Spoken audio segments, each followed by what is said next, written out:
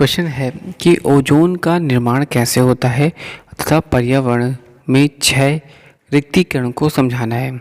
तो पहले बात करते हैं ओजोन मंडल क्या है। ओजोन मंडल में ओजोन गैसों की बहुलता होती है, इसलिए इसको ओजोन मंडल कहा जाता है। इसके अंतर्गत पृथ्वी से 40 किलोमीटर से 50 किलोमीटर तक वायुमंडल का भाग आता है।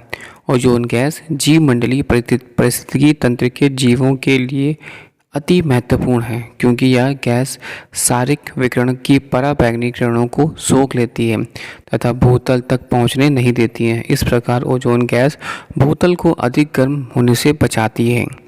ओजोन परत पृथ्वी की प्राकृतिक छतरी है।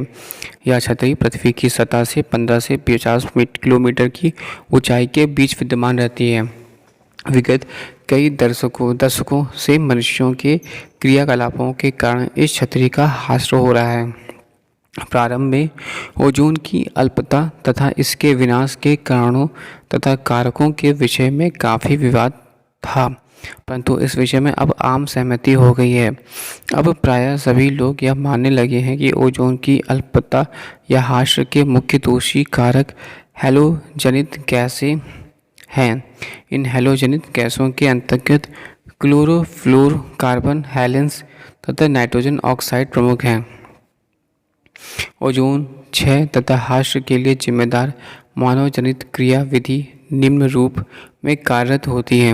क्लोरोफ्लोरोकार्बन तथा हैलेन के प्रयोग से चलने वाले साधनों जैसे कि रेफ्रिजरेटर, वातानुकूलित एयर कंडीशनर, स्प्रे केन डिस्पेंसर्स आदि के क्रियाशील होने एवं उनके रखरखाव के दौरान कृत्रिम रसायनों का वायुमंडल में विमोचन होता है। प्रत्येक वर्ष बसंत ऋतु में दक्षिणी ध्रुव प्रदेश के ऊपर ओजोन परत में संयुक्त राज्य अमेरिका के आकार और एवरेस्ट पर्वत की गहराई का छिद्र दिखाई पड़ता है। उत्तरी गोलार्ध के ऊपर भी ओजोन परत में 12.20% का क्षरण पाया गया है। विश्व समुदाय ने ओजोन क्षरण के मामले को गंभीरता से लिया। इस संदर्भ में पहला अंतर्राष्ट्रीय प्रयास 1987 में किया गया, जबकि विश्व के 35 देशों ने ओजोन को नष्ट करने वाले तत्वों के उत्पादन एवं उपभोग को कम करने के लिए मैंडेटरी प्रोटोकॉल पर हस्ताक्षर किया। ओजोन परत की क्षीणता। ओजोन परत का सर्वाधिक सांद्रण समताप मंडल सरकार तल से 12 से 35 किलोमीटर की ऊंचाई के बीच पाया जाता है। इस ओजोन परत को पृथ्वी की रक्षा कवच या पृथ्वी की छाता भी कहते हैं, क्योंकि यह गैस सौरिक विकिरण की पराबैंगनी किरणों को अवशोषित कर लेती है तथा उन्हें पृथ्वी तल तक पहुंचने से रोकती है। परिणामस्वरूप ओजोन परत भूतल को अधिकतक गर्म होने से बचाती है। इस गैस परत के अभाव में जैवमंडल किसी भी प्रकार के जीवन संभव नहीं है, क्योंकि इस ओजोन परत के अभाव में सौरिक विकिरण की सभी पराबैंगनी किरणें भूतल तक पहुंच जाएगी, जिस कारण भूतल का तापमान इतना अधिक हो जाएगा कि जैवमंडलीय जैविक भट्टी झोंका भट्टी में बदल जाएगी, अर्थात समस्त जीव नष्ट हो जाएंगे।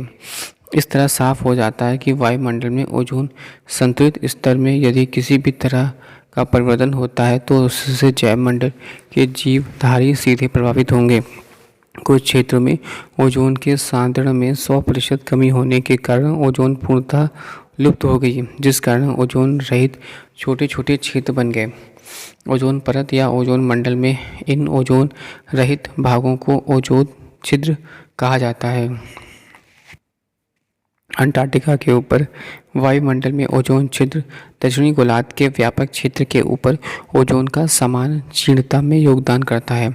ग्रह के चारों तरफ ओजोन क्षीणता इस कारण से भी हो रही है क्योंकि CFC के ऊपर वातावरण में रहती है। औद्योगिकरण में कारक विकसित देशों ने वातावरण में CFC की भारी मात्रा में उत्सर्जन किया, पर कुछ ऐसे उद्योगों का विकास किया गया है जिनसे पहले निकलने वाली गैसें विशेषकर CFC ओजोन की परत को नष्ट कर रही है। CFC के निकलने वाले स्रोत फोम, रबड़, रेफ्रिजरेशन, एरोसोल कारखाने हैं। CFC ओजोन परत को नष्ट कर रही है। इसका पता पहली बार 1986 में लगाया गया था। हानिकारक पराबैंगनी किरणें हमारे शरीर में त्वचा कैंसर, खांसी, सीने में जलन तथा आँख में रोग उत्पन्न करती हैं। इसके दुष्प्रभाव से फसलें नष्ट हो सकती हैं। यदि इसी दर से ओजोन परत नष्ट होने लगती रही तो आगामी 40 वर्षों में धरती पर ओजोन परत में कम से कम 25% की क्षति हो सकती है।